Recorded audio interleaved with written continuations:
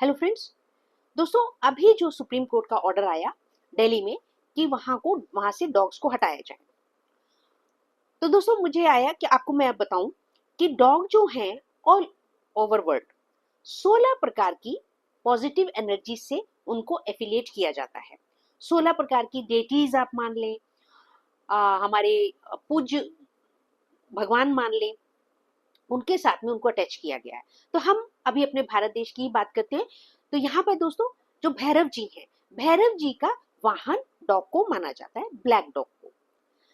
10 महाविद्या हैं, उनमें एक महाविद्या है माता जी, उनके साथ भी डॉग को जोड़ा जाता है, एफिलिएट माना जाता है। और हमारे दत्तात्रेय महाराज हैं, उनके साथ में भी आपने देखा होगा कई डॉग होते हैं, उनकी फोटो मूर्ति के साथ में 3-4 डॉग होते हैं, तो उनके साथ भी उनको एफिलिएट किया जाता है। तो ये क्या दिखाता है दोस्तों? यह दिखाता है कि उनका अफेक्शन, और अगर आप उनको देते हैं, उनके डॉग को देते हैं, तो मतलब आप दत्तात्रेय महाराज की भी कृपा पा रहे हैं। अगर आप डॉग को भोजन दे रहे हैं तो आप बटुक भैरव जी और भैरव जी की कृपा पा रहे हैं। और डॉग जो है, ऐसा माना जाता है माइथोलॉजी में कि जब यम किसी इंसान को लेने आते हैं तो उसके साथ में एक डॉग भी जाता है, तो वहां पर भी डॉग को एफिलिएट किया जाता है।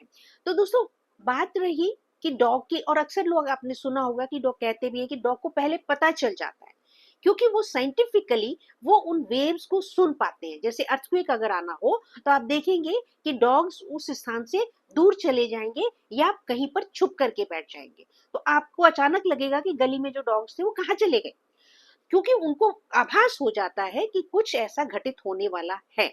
वो साइंटिफिकली उनको वो वेव्स उनको सुनाई देती हैं, जो कि हमारे कान उस बात का एहसास नहीं कर सकते हैं। हमें अर्थक्वेक का तब पता चलता है जब अर्थक्वेक आ जाता है, जब फिजिकली हमें झटका लगता है तो इस प्रकार से दोस्तों जो डॉग हैं वो नेचर के करीब हैं। और आप देखिए स्पेशली जो स्ट्रे डॉग्स हैं वो बाहर ही रहते हैं, वो तो प्रकृति पर ही निर्भर है, तो प्रकृति से ही उनको जो है भोजन मिलना है, तो हम लोग उनको भोजन देते हैं।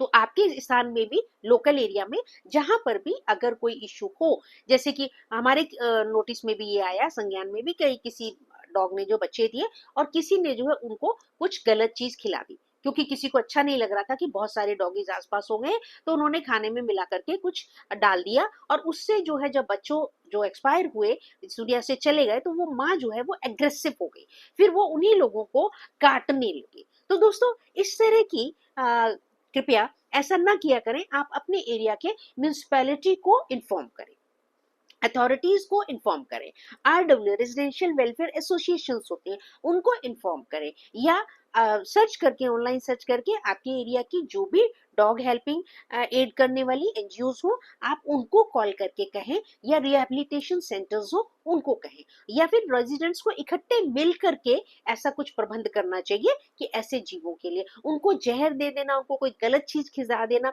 वह किसी भी प्रकार से संस्कार नहीं है, और वे कष्टकारी सूनर और लेटर घूम करके आप पर आएगा।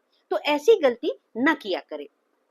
अब बात रही कि डॉग को लेकर के लोग ये कहते हैं, स्टेरलाइज करवा देते हैं, कि एक बार डॉक्टर साहब के आए तो वो अपने ही कैट को लेकर के आए थे, तो उन्होंने कहा जी मीटिंग सीजन में ये जो कैट जो है वो बहुत एग्रेसिव हो जाता है, बहुत शोर मचाता है, बाहर अगर कोई भी बिल्ली आ जाए तो हम इसे स्टेरलाइज करवाने आए हैं। इसी तरह से लोग अपने डॉग्स को भी स्टेरलाइज करवाते हैं। तो क्या यह शुभकारी है? दोस्तों एस्ट्रोलॉजिकली अगर हम कहें तो यह शुभकारी नहीं है, क्योंकि नेचर, आगे संतति को देना, प्रकृति, ये ईश्वर, ऑलमाइटी यूनिवर्स का जो है एक खूबसूरत जो है ब्लेसिंग्स है। हर जीव को, इस धरती पर जो भी जीव आया है, उसे अपनी नेक्स्ट जनरेशन को पैदा करने का अधिकार है, संतति अपनी लाने का अधिकार है।